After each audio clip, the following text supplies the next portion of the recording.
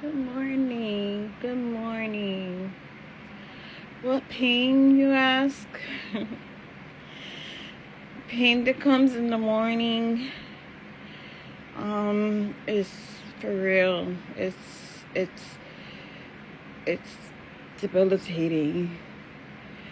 It takes me a while to even move, to get up.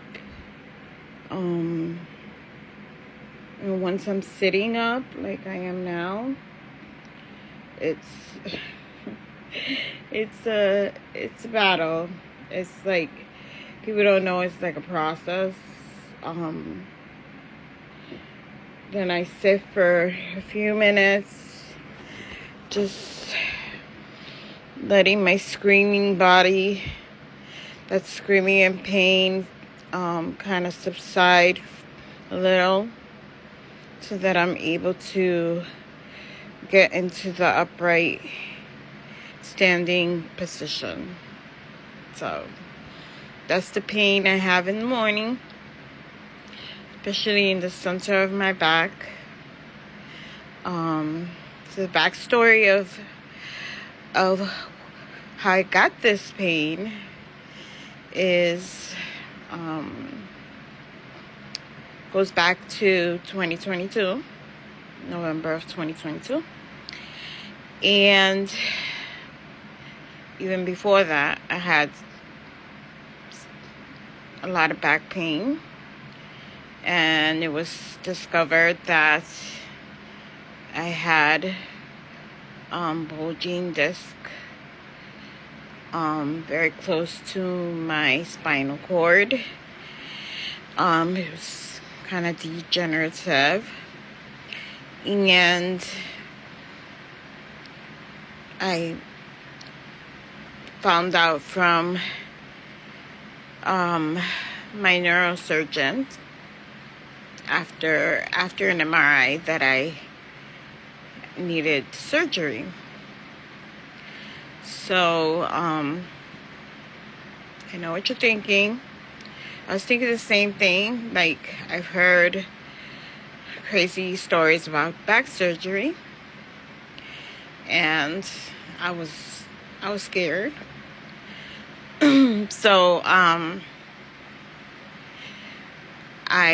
went and got a second opinion, and pretty much was told the same thing.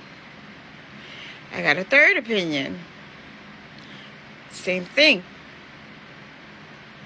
So I did what I didn't want to do, really.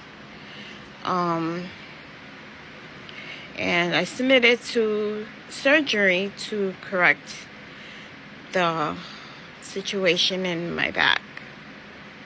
And it was in thoracic, which is very complicated. It's one of the most complicated areas of your back, right? Like in the center.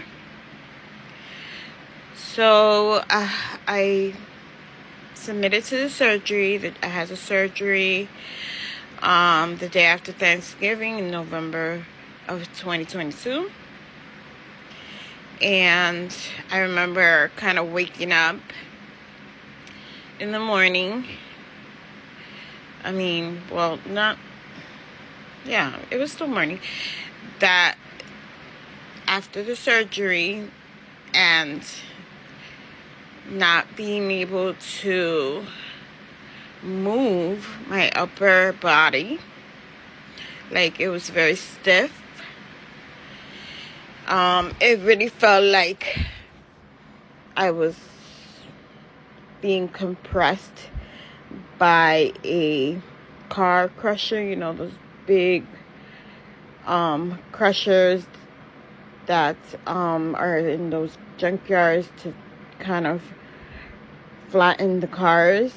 I'm sure there's a name for them, but I don't know. And I didn't feel pain. I just felt that heavy, extremely heavy compression. The pain came after the anesthesia wore off. And I was scared to death because I was like, what's wrong with me? Is something, did something happen? That was my first thought. And so, of course, I let it be known to the nurses, because that's who you see first. And I said, hey, this is what's happening. What is going on? I want to talk to my surgeon. Something is not right. And they pretty much kind of blew it off and said, hey, we're gonna make you walk. You know, you have to get up and move around. So I remember, you know, them trying to help me walk, and I couldn't do it. I was not stable at all.